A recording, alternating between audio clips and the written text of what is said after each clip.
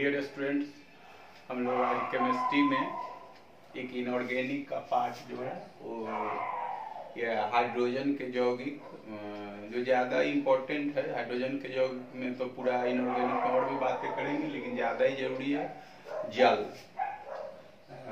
तो इस पर हम चर्चा कर रहे हैं। आई होप आपके लिए आंसर एग्जाम में और इससे कई क्वेश्चन आपको मिल जाएंगे ऑब्जेक्टिव में, जो सब एग्जाम आप देते हैं।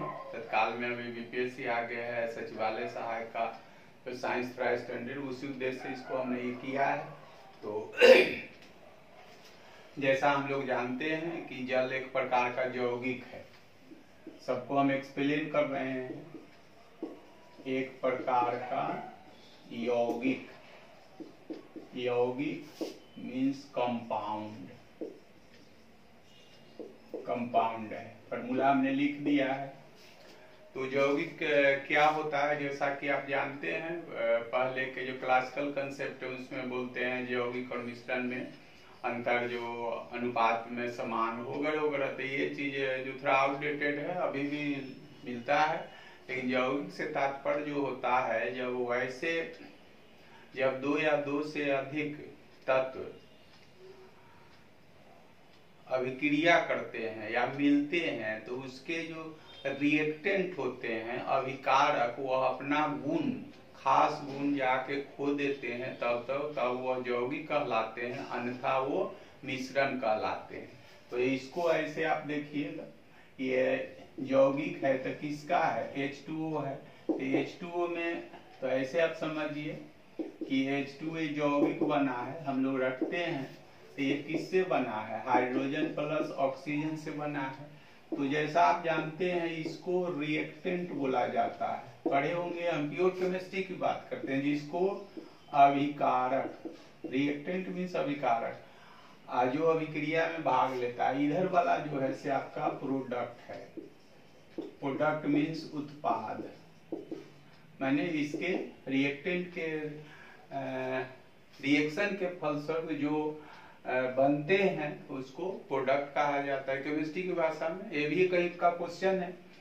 तो इसमें आप देखेंगे कि इसको यौगिक क्यों कहते हैं। तो इसमें रिएक्टेंट जो होता है, ये हाइड्रोजन है, खुद इनफ्लेमेबल है। इनफ्लेमेबल मीन्स ज्वलनशील, और इसमें ऑक्सीजन जो है आपका, फिर यहाँ ऑक्सीजन को कहते हैं, ऑक्सीजन जो है वो जलने में सहायता करता है, सपोर्टिंग इन इन्फ्लेशन, सॉरी इन्फ्लेशन नहीं, इग्निशन, जो जलने में जो सहायता करता है उसको ऑक्सीजन कहते हैं। जब दोनों अभिक्रिया करता है तो एक जलता है, एक जलने में सहायता करता है, और दोनों मिलके क्या करता है, ये जलते आग को बुझा देता है।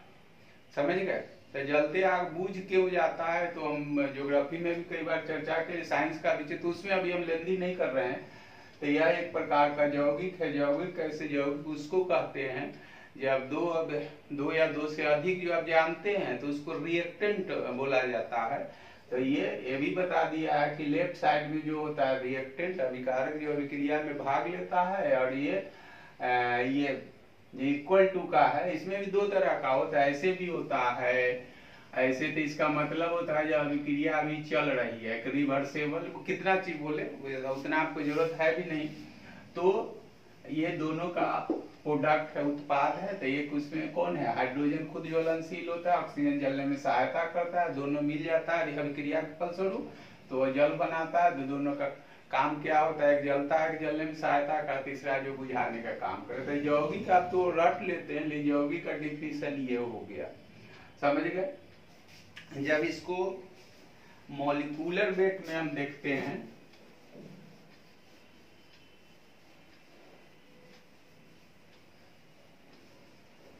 तो एक तो इसमें हम पिछले वीडियो में बताए थे, ये हाइड्रोजन के समस्थानिक, तो ये यौगिक है। हाइड्रोजन के समस्थानिक, समस्थानिक मीन्स आइसोटोप्स। तो उसमें 3 होता है, तो बता चुके हैं, वहां नहीं हम कुछ और बताना चाह रहे हैं। तो एक होता है प्रोटियम, दूसरा होता है ड्यूटेरियम, और तीसरा होता है ट्रिटियम, ये हम बताए हुए हैं। तो अब जो है हम यौगिक बोल रहे हैं तो ये H2O होता है, H2O जो पढ़ रहे हैं तो ये D2O भी होता है, इसको भारी जल बोला जाता है। तो ये बार हम कंपेयर कर रहे हैं कि इसका मॉलिक्यूलर वेट जो है से 18 होता है और इसका जो है से 20 होता है। हमको बताने का ही मतलब था। इसको हेवी वाटर कहता है, ये D2O है, एक समान वाटर है जो H2O है। तो मॉलिक्यूलर वेट, मॉलिक्यूल बताए हुए हैं, एक अणु में अनेक परमाणु होते हैं। तो ये कितना है, 2 हाइड्रोजन है, एक इसमें है और इसका मॉलिक्यूलर वेट जो है 18 है, डबल वाला है तो ये क्या होता है 20 होता है। बार बार क्वेश्चन आता है बर्निंग क्वेश्चन के रूप में, यही पूछा था, इसलिए हमने इसको किया है। तो जल का सिंपल में मॉलिक्यूलर वेट कितना होता है, 18 हो गया। और जब यही भारी जल का पूछेगा तो 20। ये होता क्यों है, तो हाइड्रोजन के समस्थानिक हम बोले हुए हैं, अभी भी बोले हैं कि हाइड्रोजन के 3 समस्थानिक होते हैं, प्रोटियम, ड्यूटेरियम, ट्रिटियम। फिर उसमें हम बोले हुए हैं, पिछले वीडियो में आप देखेंगे कि समस्थानिक पढ़ाए थे, तो उसमें होता है जो बार बार क्वेश्चन आता है, एकदम बर्निंग क्वेश्चन है, जो कौन ऐसे हाइड्रोजन के समस्थानिक है जिसमें न्यूट्रॉन नहीं होता है, तो ये प्रोटियम, ये वाला, और ये वाला जो होता है 2, इसमें एक न्यूट्रॉन होता है। तो इसमें ये P जो होता है, ये अभी P+N होता है, तो एक P है तो इसमें N तो है नहीं, तो इसको प्रोटियम कहते हैं। बार बार इसे 3 तरह क्वेश्चन तो ये बोल दिए हैं। तो H2O जो है उसका मॉलिक्यूलर वेट 18 होता है, लेकिन ड्यूटेरियम वाले समस्थानिक से जब ऑक्सीजन बनता है तो उसको रिएक्शन करता है तो उसको हेवी वाटर, भारी जल कहता है, उसका मॉलिक्यूलर वेट 20 होता है। हो गया। अब इसमें देखते हैं तो H2O जो होता है, H2O, तो ये दोनों का अनुपात जो है, भार ऐसे लिखते हैं, अनुपात शॉर्ट कर देते हैं। तो अनुपात जो है वो भार के संदर्भ में,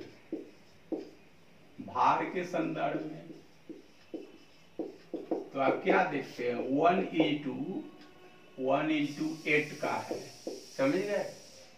ये भार मीन्स क्या, मॉलिक्यूलर वेट। तो यहाँ देखते हैं आप, हम लोग पढ़ चुके हैं कि हाइड्रोजन का 1 होता है, तो 2 हाइड्रोजन है, तो 1 हाइड्रोजन के लिए क्या होगा, मतलब 1 हाइड्रोजन के लिए 1 ऑक्सीजन, तो 2 के लिए क्या है, तो ये 1 ऑक्सीजन का, ऑक्सीजन आप पढ़े हुए हैं 8 और 16, तो ये जो है ये मॉलिक्यूलर वेट है, समझ रहे हैं ना।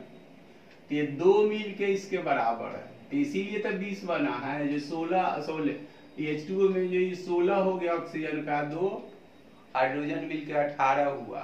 1 हाइड्रोजन लेते हैं तो क्या होता है, 1:8 का हो जाता है। अब समझ गए होंगे। लेकिन भार में जब वॉल्यूम में लेते हैं, ये सब क्वेश्चन के अनुपात, ये क्या लेते हैं, आयतन के संदर्भ में आप लेते हैं। तो आयतन क्या देखते हैं, 2:1 का है ये। आई होप समझ गए होंगे। ये सब क्वेश्चन है। जल एक प्रकार का यौगिक है।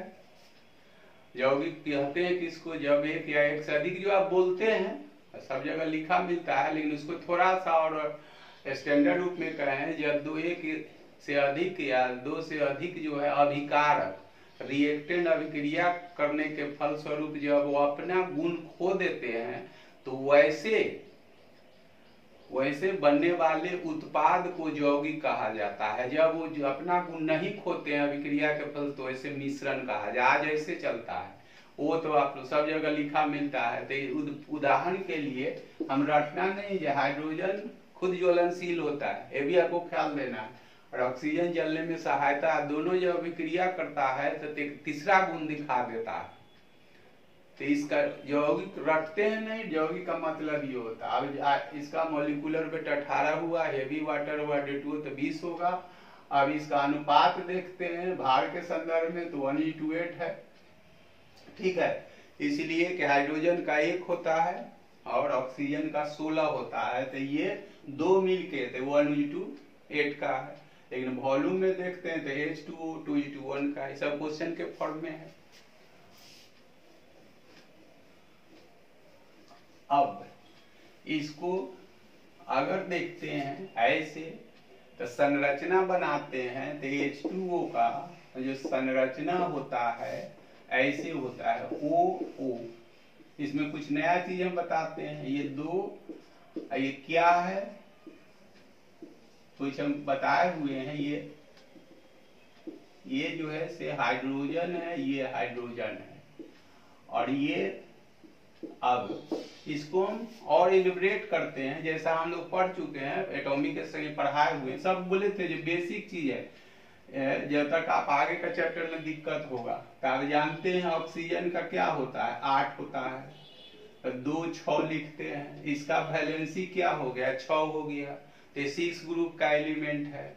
हाइड्रोजन 1 है तो क्या होगा, 1 तो होगा। इसी को आप ऐसे लिखते, पहले इसको कर लेते हैं, तो आप क्या लिखते 1s2 2s2 2p4।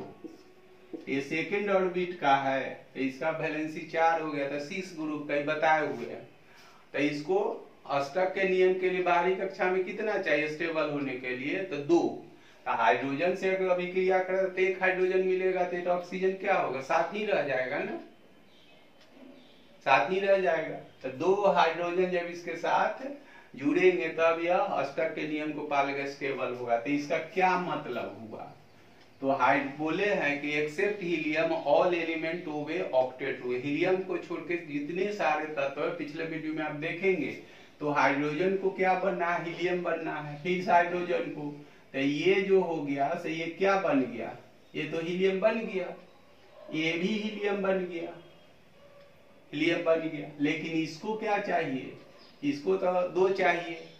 तो ये ऑक्सीजन का वैलेंसी कितना है, 6, 2 2 4 5 1 6, ये ऑक्सीजन का हो गया, ये इलेक्ट्रॉन 2 2 4 1 6।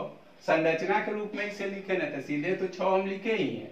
तो ये इसके ऑक्सीजन के 1 इलेक्ट्रॉन से हाइड्रोजन जो हो गया अब लेके ये हीलियम बन गया।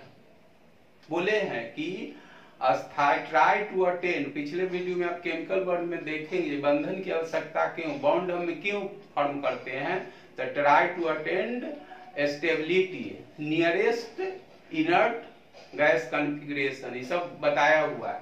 तो हाइड्रोजन का अगला चीज कौन है, हीलियम। तो हीलियम को 2 ही मिल जाता है तो स्टेबल हो जाता है। लेकिन ऑक्सीजन का अगला क्या होगा, नियन बनना, तो नियन बनना। तो इसके बाहरी कक्षा में 6 तो है, अभी 6 है, तो ये क्या हो, इसका 1 इलेक्ट्रॉन लेके हीलियम बन गया, इसका 1 इलेक्ट्रॉन लेके, और ये जब ले भी लेता है तो 6 तो इसके पास है, 6 तो इसके पास है, फिर भी स्टेबल ये नहीं हो रहा है। तो ये इलेक्ट्रॉन जो है, ये इलेक्ट्रॉन, ये यहाँ पर ये 2 जो है, ये ऐसी को कहता है, हम यहाँ लिख रहे हैं लोन, एक्स्ट्रा चीज बता रहे हैं, lone pair of electrons. Hindi में बोलते हैं इलेक्ट्रॉन की निर्जन जोड़ी। एक टॉपिक है, तो छोटा टॉपिक है इसलिए हम इसको टच नहीं किए थे, इलेक्ट्रॉन की निर्जन जोड़ी। तो इलेक्ट्रॉन की वैसे जोड़ी जो बॉन्ड फॉर्मेशन में भाग नहीं लेता है, बंद बनने में भाग नहीं लेता है, वैसे इलेक्ट्रॉन की जोड़ी को इलेक्ट्रॉन की निर्जन जोड़ी कहा जाता है।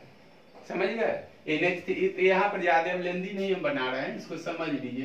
तो ये देख रहे हैं, इसके 2 इलेक्ट्रॉन लेने से भी तो क्या है, ये दोनों इलेक्ट्रॉन ले लेता है, तो इसके 6 है, ले लेता है तो स्टेबल। लेकिन यहाँ पर तो बॉन्ड फॉर्म में ये स्टेबल हो गया, ये स्टेबल हो गया, तो ये तो भाग नहीं ले रहा है। तो पूछेगा, एक तो है इलेक्ट्रॉन की निर्जन जोड़ी, कहीं किसी या तो बार बार बोल लेते हैं, इलेक्ट्रॉन की वैसी जोड़ी जो बनने में चाहे बॉन्ड फॉर्मेशन में वो भाग नहीं लेता है। एक हो गया डिफिनीशन। और दूसरा क्या होगा कि पूछता है कि H2O में ऑक्सीजन के कितने जोड़ी है, तो 1 जोड़ी ही है ये, तो यहाँ पर डायरेक्ट हम आंसर लिख देते हैं 2 पेयर्स, 2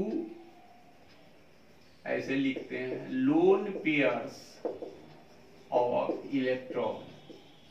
आप समझ लीजिए, पीटी में तो सीधे रहता है कौन कितना होता है, 1 2 3 ऐसे ही रहेगा, लेकिन हमने स्केच कर दिया है कि ये जो है ये भाग नहीं ले रहा है, ये भाग नहीं, भाग तो केवल ये रहा है, इसका खाली रह जाती है। इसका एक इलेक्ट्रॉन ये भाग लेता है, ये भाग लेता है इसके, लेकिन ये तो खाली रह जाता है।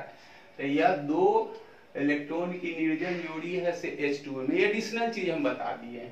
अब ये दोनों के बीच का जो ये एंगल होता है, ये जो होता है 105 डिग्री है। ये कहीं और का चीज है, आप बुक में देखेंगे तो सीधे जल जो है हम बता भी रहे कठोरता वही बताना था हमको, लेकिन हम एडिशनल चीज कर दिए जहाँ पर थोड़ी बहुत आपको परेशानी होती है। 105 डिग्री होता है।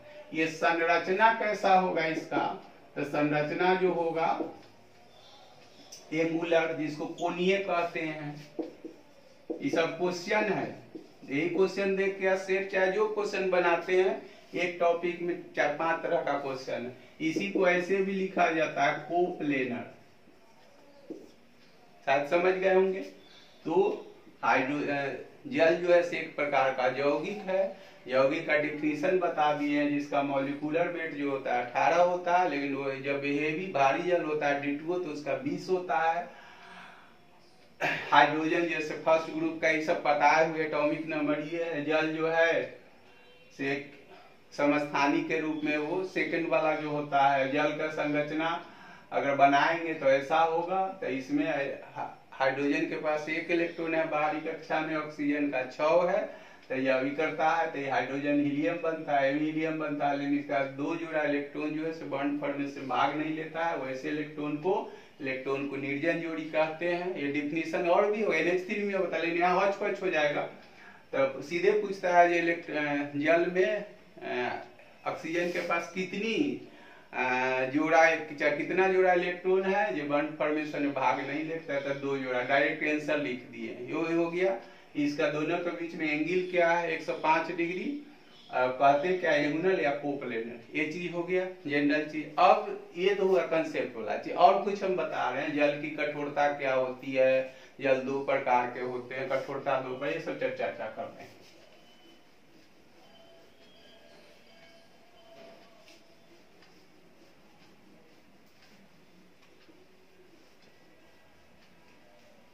तो ऐसा आप जानते हैं पॉइंट वाइज। इसका जो होता है क्वथनांक होता है, क्वथनांक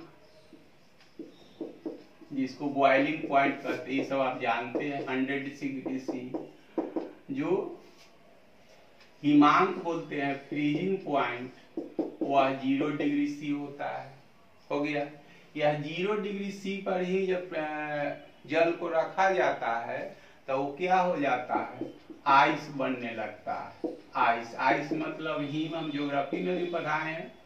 तो हीम जो है ये संघनन के फल स्वरूप बनता है, ये ख्याल रखेंगे। जब वाटर टू आइस मतलब जल से बर्फ, जिसको आप बोलते हैं बर्फ आम बोलचाल की भाषा में, तो यह जो है से भौतिक परिवर्तन है, ख्याल रखेंगे। ये जल से हिम या बर्फ का बनना एक भौतिक परिवर्तन है, नेचर ऑफ रिएक्शन ये कह रहा है। लेकिन जल से हिम का बनना, ये प्रक्रिया का नाम है संघनन। सब हम क्वेश्चन के फॉर्म में बोल रहे हैं। संघनन, कंडेंसेशन, यहाँ 2 चीज है। ये चीज को प्रिंट करके लंबा किया गया है। जल से जब हिम, जिसको बर्फ बोलते हैं, सीधे तो नहीं बनता है, लेकिन वो तो लंबा प्रोसेस है। जल से पहले वाटर वेपर पड़ता है, कुछ और बनता है, तो सीधे मतलब संघनित आइस नहीं होता है, पहले स्नो बनता है तब आइस होता है। तो उतना लेंदी आपको नहीं ले, जो डायरेक्ट क्वेश्चन हम मीट करा रहे हैं। जल से अगर हिम बर्फ बनता है तो वह परिवर्तन जो है वो भौतिक परिवर्तन है। इसको फिर हिम को, इसका मतलब क्या, भौतिक परिवर्तन जो पूर्वावस्था में आ जाता है, तो फिर हिम को छोड़ देते हैं, हाई टेम्परेचर पर छोड़ देते हो, तो फिर मेल्ट करके पिघल के क्या पानी बन जाता है। इसका मतलब रासायनिक परिवर्तन के उसके नेचर में परिवर्तन। चाहे बर्फ हो चाहे पानी हो, दोनों का नेचर, एक जो है से ठोस हो जाता है, एक तरल से ठोस हो जाता है। तो उस प्रक्रिया का नाम है, उस रिएक्शन अभिक्रिया का नाम है भौतिक, फिजिकल चेंज है, केमिकल चेंज नहीं है। पढ़ते हैं, उधर भी आप पढ़ते हैं। और ये जो जल से हिम बनता है, उस प्रक्रिया का नाम है संघनन, कंडेंसेशन। इसे 2-3 क्वेश्चन हो गया। ये चौथा क्वेश्चन है, हिमा कितना पर बॉयल करता है, जिसको बॉइलिंग पॉइंट पर, फ्रीजिंग पॉइंट 0 डिग्री सी और 0 डिग्री सी पर जैसे ही आप वाटर को लाते हैं तो कंडेंस होना शुरू हो जाता है। कंडेंस होकर अल्टीमेटली क्या, पहले तो स्नो बनता है जिसको तुषार बोलते हैं और फाइनली जो है से आइस बनता है। तो इस अभिक्रिया का नाम है फिजिकल चेंज और इस प्रोसेस का नाम है संघनन। आई समझ गए होंगे। अब जो होता है जल, जो होता है वर्षा का जल या जल जो कहते हैं, इसके पीएच का मान होता है, पीएच वैल्यू ऑफ H2O 7 होता है। पढ़े होंगे कि 7 से अधिक होता है, 7 से अधिक होता है तो पीएच वाला चैप्टर में पढ़ा जाता है। तो यह पीएच का नाम अगर ऐसे लिख देते हैं, पीएच का मान आप जानते होंगे, तो पीएच का मान पहला तो 7 से अधिक, अधिक का चिन्ह दे दिए, 7 से अधिक होगा तो क्या हो गया, बेसिक। बेसिक मीन्स भस्मीय क्षारीय बोलती है, भस्म क्षार में तो अंतर है लेकिन तत्काल बोलिए, मतलब ये थोड़ा नमकीन लगने लगेगा। अगर 7 से कम है तो एसिड, आप जानते ही होंगे।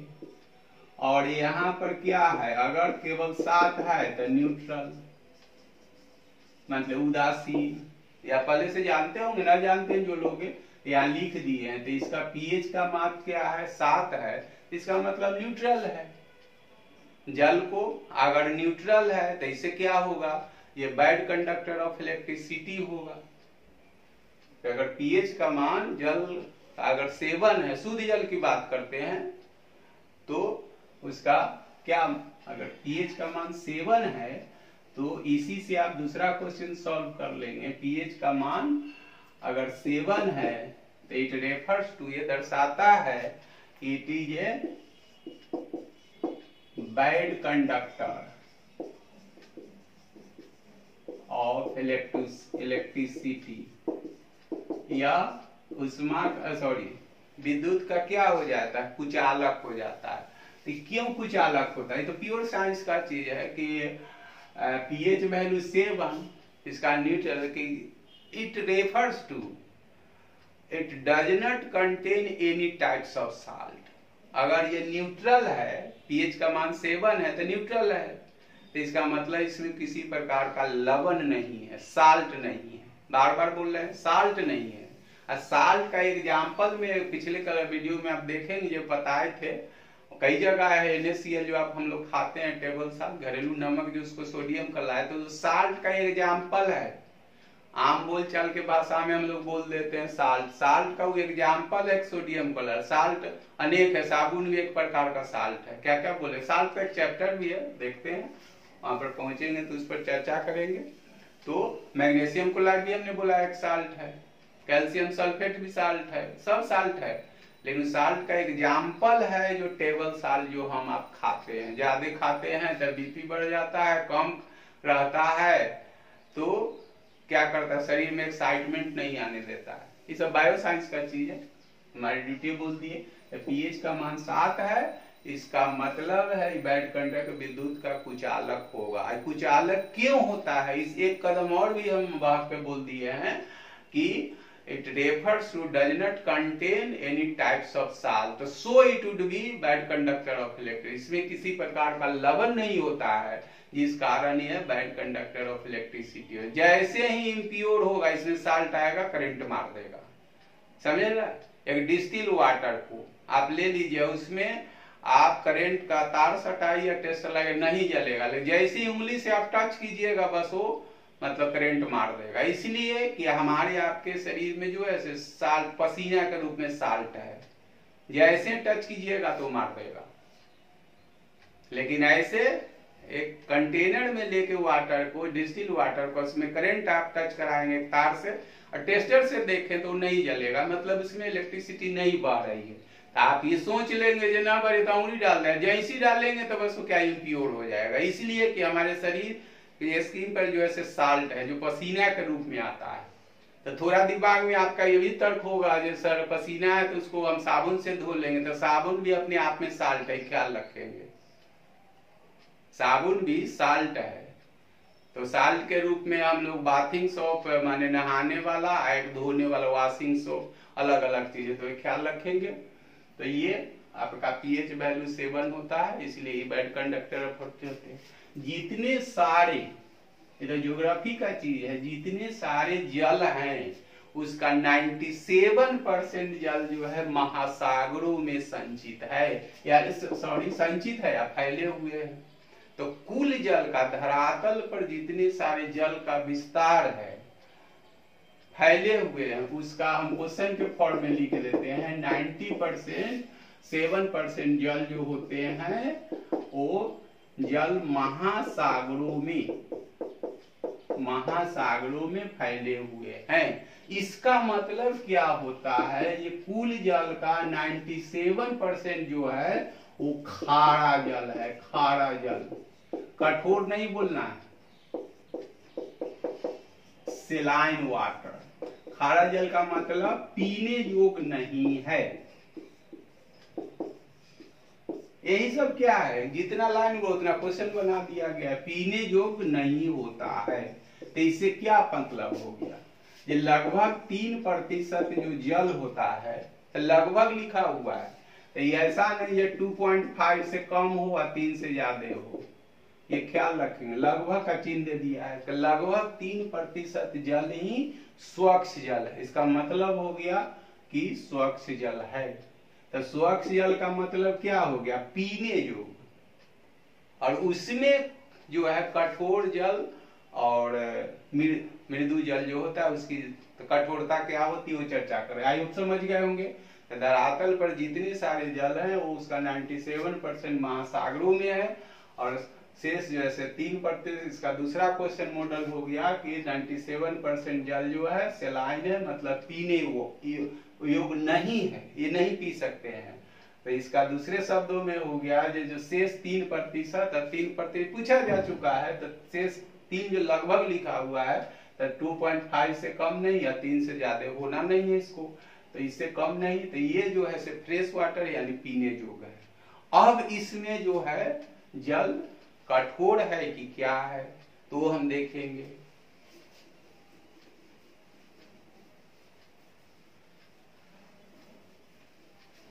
तो हेडिंग देते हैं जल की कठोरता।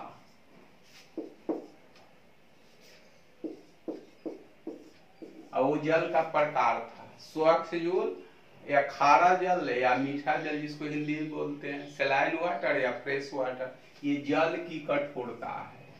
तो जल की कठोरता जो निर्भर करती है, सीधे आप देख लें, सीधे क्वेश्चन के रूप में देख देते हैं, मैग्नीशियम एंड कैल्शियम।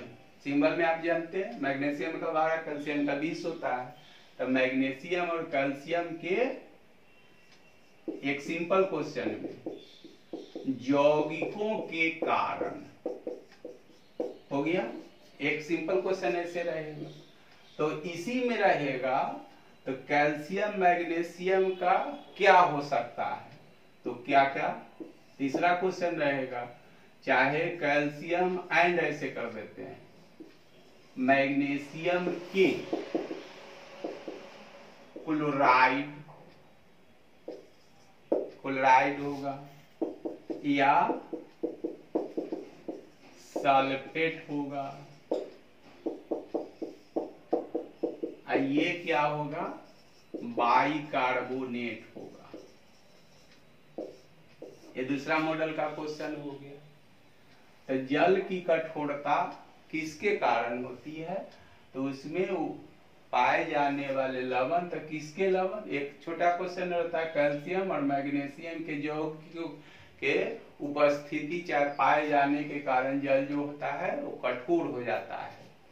और वो जो है से लगभग 3% में भी कठोर है, और जो है से सॉफ्ट वाटर है, और फ्रेश वाटर है, सलाइन वाटर। ध्यान देंगे तो जल की कठोरता के आधार पर इसे 2 वर्गों में बांटा गया है। तो किसके उपस्थिति से कठोर होता है? तो सीधा कैल्शियम मैग्नीशियम के। यौगिक, तो यौगिक तो अनेक होते हैं, तो कार्बोनेट भी हो सकते हैं ना, लेकिन कार्बोनेट के कारण नहीं होता है। ये कैल्शियम मैग्नीशियम के चाहे क्लोराइड हो, सल्फेट हो या बाइकार्बोनेट हो, ये समझ गए होंगे। तो ये कठोरता भी 2 तरह की होती है। जल की कठोरता भी 2 तरह की होती है। एक होती है अस्थाई, एक होता है अस्थाई। तो प्रथम कठोरता है कैल्शियम मैग्नीशियम के यौगिक। तो यहाँ अस्थाई कठोरता जो होती है वह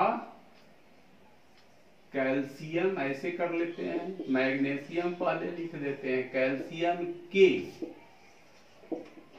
क्लोराइड एंड सल्फेट के कारण यह अस्थाई कठोरता होगी।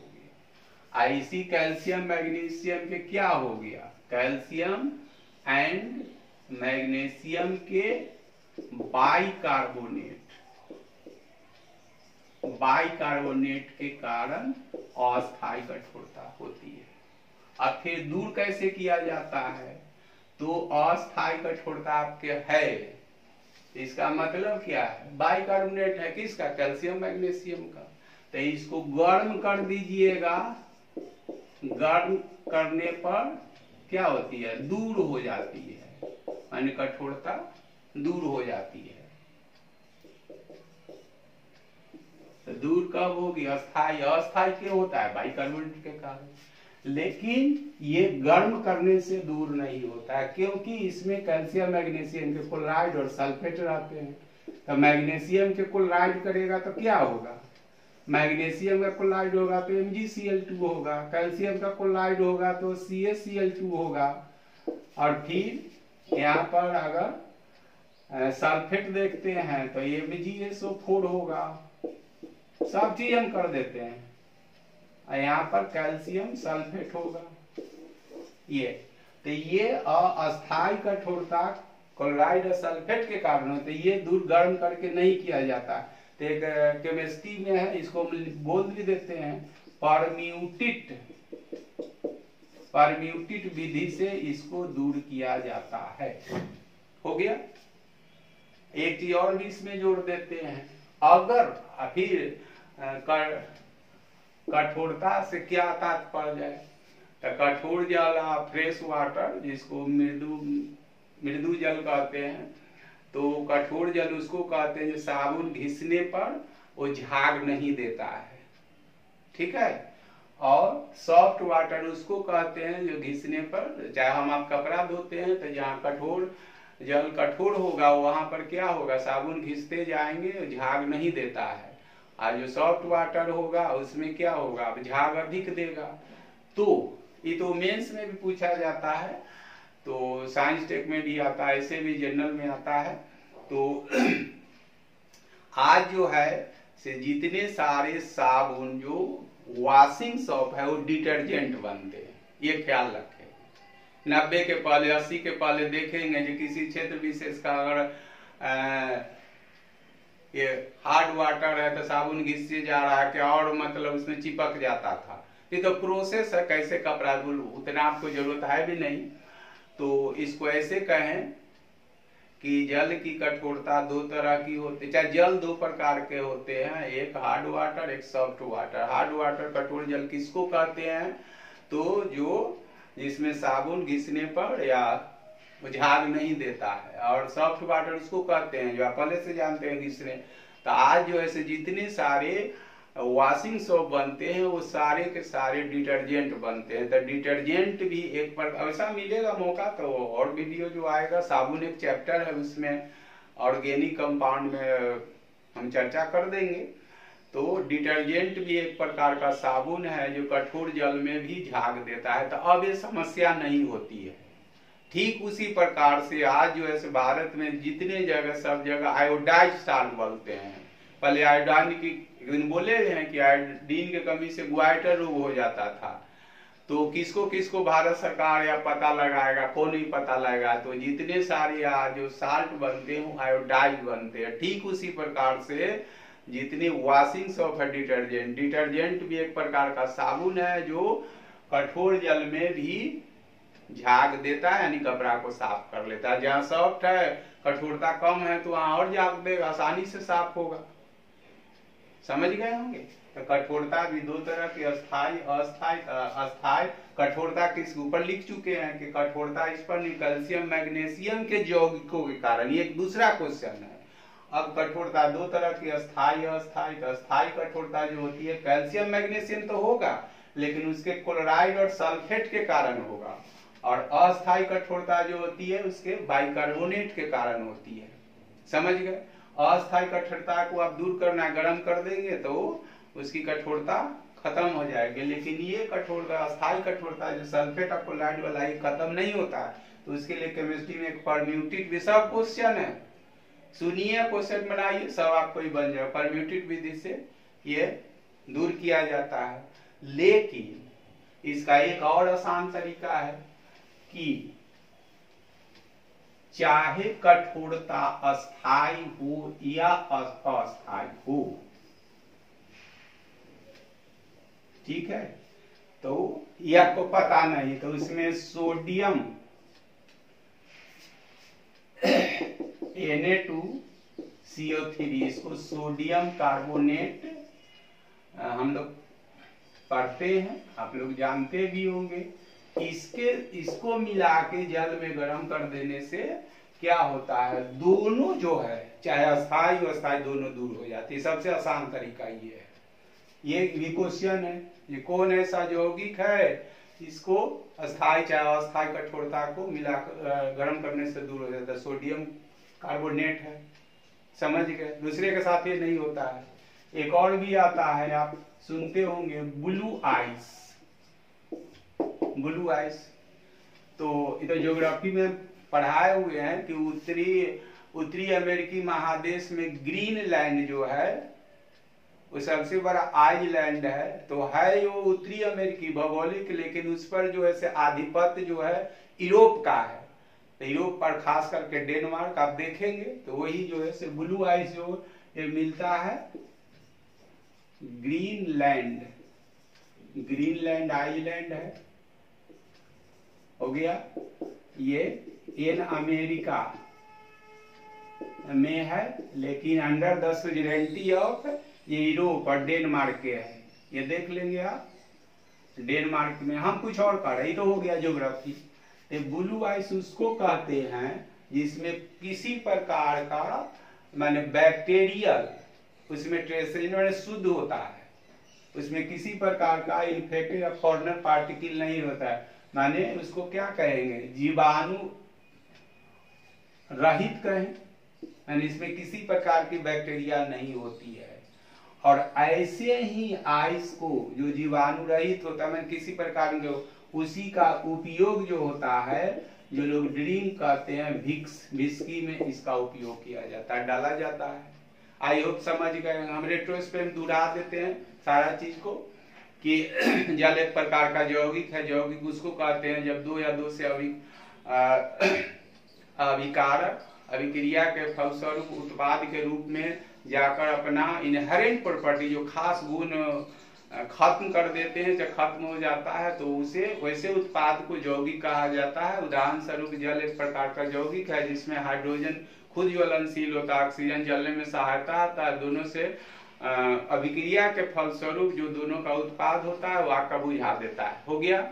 जल का मॉलिक्यूलर वेट 18 होता है। वो हाइड्रोजन के समस्थानिक के रूप में अगर हेवी वाटर लेते हैं तो D2 होता है, उसका 20 होता है। समझ गए। इसका बॉइलिंग पॉइंट जो होता है वो 100 डिग्री C होता है। फ्रीजिंग पॉइंट 0 डिग्री C होता है। 0 डिग्री C पर क्या हो जाता है, वाटर से आइस बन जाता है। वाटर से आइस बनता है, उसको फिजिकल चेंज बोलते हैं, केमिकल चेंज नहीं है। इस प्रक्रिया का नाम है संघनन, कंडेंसेशन। ये भी आप जान लीजिए, जल से जब आइस बनता है तो उसका 9 गुना, कहीं और का चीज है ये, 9 गुना आयतन बढ़ जाता है। यही कारण है कि शीतकाल में पर्वतीय क्षेत्रों में जो टैप वाटर का पाइप फट जाता है। शीतकाल में जब होता है टेम्परेचर बहुत लो होता है तो पाइप से जो पानी फ्लो कर रहा है वो क्या होता है, जम जाता है। तो जम गया मीन्स हिम बर्फ बन गया। अब बर्फ बनने पर जो उसका आयतन है 9 गुना बढ़ जाता है। तो आयतन बढ़ेगा तो स्वाभाविक पाइप को फाड़ देगा। तो जल से आइस का बनना यह भौतिक परिवर्तन है और उस प्रक्रिया का नाम है संघनन। आई होप समझ गए होंगे। जल जितने हैं धरातल इसके पीएच का मान 7 होता है, इसका मतलब न्यूट्रल होता है। 7 से अधिक वाला को बेसिक कहते हैं। बताया भी है बायोलॉजी में ब्लड का पीएच वैल्यू 7.4 होता है, यानी उसको ब्लड को थोड़ा आप कहीं से ये हो जाता तो लिखेंगे तो थोड़ा नमकीन लगेगा, इसका मतलब 7 से ज्यादा है। तो 7 वाला न्यूट्रल है, 7 से कम होता है उसको एसिडिक कहते हैं। जैसे यूरिन आपका एसिडिक है, इसका पीएच बहुत कम होता है। सिट्रस जो नींबू से रस लेते हैं उसका पीएच बहुत कम होता है। ये हम लोग जो कुछ खाते हैं नहीं तो बताए हैं, अभी तो डाइजेस्टिव सिस्टम नहीं बताए हैं। बच्चा दूध पीता है, वोमिटिंग करता है तो दही बन के निकलता है। हम ही को बहुत देर जो बहुत अधिक खा लेते हैं तो ढकार आता है तो खट्टा आता है। ये तो पाचन तंत्र में पढ़ाएंगे, उस पर वीडियो बनेगा, आप लोग देखेंगे। तो जो अधिक खा लेते हैं तो अधिक HCl का सेक्रेशन होता है। तो यही कारण है जो अधिक खा लेते हैं तो अधिक HCl सेक्रेट करने लगता है, जिस कारण आपको क्या है, खट्टा ढकार आने लगता है। फास्टिंग में रहते हैं तो दर घट जाता है सेक्रेशन का, यही कारण है फास्टिंग में रहते हैं ब्रश नहीं करते, आप भाप देंगे तो मुंह आपका खट्टा उसे निकलेगा, बदबू जैसा जो खट्टा, वो HCl के कारण होता है। बहुत कुछ हमने बोल दिया, सब अगर समझ रहे हैं तो एक साथ हम बहुत चीज को डाल रहे हैं। तो पीएच का मान इसका 7 होता है, इसलिए न्यूट्रल है। न्यूट्रल का मतलब है कि it does not contain any types of salt so it will be a bad conductor of, इसमें किसी प्रकार का लवण नहीं होता, इसीलिए ये विद्युत का क्या होता है, कुचालक होता है। लेकिन जैसे इसमें साल्ट आएगा तो क्या होगा, करंट मार देगा। अगर कोई डिस्टिल वाटर जिसको कहते हैं, जिसमें ये क्या जाता है, बहुत सारा डस्ट घोला जाता है, तो उसमें आप करंट सटाएंगे टेस्टर से आपको चेक करना है तो नहीं टेस्टर जलेगा। इसका मतलब करंट ना कंडक्ट। आप ये सोच लेंगे नहीं तो उंगली डाल देंगे तो झट से मार देगा। जैसे उंगली डालेंगे तो इम्प्योर हो गया। इम्प्योर इसलिए हो गया कि आपके शरीर का जो श्वेत ग्रंथि है इससे पसीना निकलता है। पसीना कुछ नहीं, वो साल्ट है, ये हमारे शरीर का वर्जित चीज है। इसे ब्लड में हम बताए हैं। तो जैसे इसमें मिलेगा साल्ट, मिला तो साल्ट का मतलब है कटान एनान में टूट जाता है। बिजली के प्रवाह के लिए, धारा के प्रवाह के लिए आयन का होना है, करंट मार देगा। वो एक्स्ट्रा चीज हो गया। सब तक क्वेश्चन है कहीं ना कहीं का, ये हो गया। अब जल जितने है उसका 97% जल जो है वो क्या सलाइन है, मतलब सागरों महासागर में है। और शेष 3% जो है फ्रेश वाटर है, पीने योग्य है। और 3% में फिर कठोर जल है, और जिसको मृदु जल कहते हैं, hard water and soft water. तो कठोर जल उसको कहते हैं जो साबुन घिसने पर झाग नहीं देता है और जो ज्यादा झाग देता है। लेकिन आज समस्या ऐसा नहीं है, इसलिए कि आज देश में ही कहें, देश में जो है सब डिटर्जेंट बनता है। डिटर्जेंट भी एक प्रकार का साबुन है जो कठोर जल में, हार्ड वाटर में भी वो झाग देता है, इसलिए समस्या अब ये नहीं होती है। हाँ, ये होता है नहाना है आपको, जहाँ कठोर वाटर शैम्पू करते हैं तो पूरा ये नहीं होता है। कहीं पर देखेंगे दाल चावल जल्दी नहीं पकता है तो ये सब समस्या है, लेकिन कपड़ा धोने में समस्या नहीं होती है। ये हो गया। कठोरता भी 2 तरह की होती है, परमानेंट और टेम्पररी, अस्थाई और अस्थाई। तो पूछे कठोरता किसके कारण, कठोरता कैल्शियम और मैग्नीशियम के यौगिक के कारण, ये एक अलग क्वेश्चन है। तो यौगिक बाइकार्बोनेट है, सल्फेट भी और क्लोराइड है। तो अगर कैल्शियम मैग्नीज का बाइकार्बोनेट है तो वो टेम्पररी हार्डनेस है, अस्थायी कठोरता। लेकिन क्लोराइड सल्फेट के रूप में अगर है तो अस्थायी कठोरता है। अस्थायी कठोरता को गर्म करने पर दूर हो जाता है, लेकिन अस्थायी कठोरता जो है गर्म करने पर दूर नहीं होता, इसलिए कि उस क्लोराइड और सल्फेट, उसके लिए क्या प्रक्रिया है, रासायनिक प्रक्रिया है। जो लोग केमिस्ट्री पढ़े होंगे कॉलेज लेवल में, अच्छा से परम्यूटेड विधि से उसको दूर किया जाता है। ये हो गया। और अगर दोनों है तो नया आपका एक विकल्प सोडियम क्लोराइड मिला दीजिए तो अस्थायी अस्थायी दोनों ही हो जाता है। एक चीज और भी देखेंगे, जहाँ चाय बनता है, केटली में पानी गर्म करता है तो देखिएगा चाहे आप ही घर में ठंडा के दिन अभी आ रहा है तो ज्यादा एक ही कंटेनर में पानी आप गर्म करते हैं तो पेंदा पर बॉटम पर उजला उजला जो है फफूंदी जैसा जो आपको जमा मिलेगा वह क्या है, वो कार्बोनेट है। तो जो बार बार चाय का ही करता है, सारा चीज कर दिए। इसको अगर बार बार सुनिए, इससे क्वेश्चन बनाइए, 10-15 तरह का क्वेश्चन सॉल्व हो जाएगा। Thank you.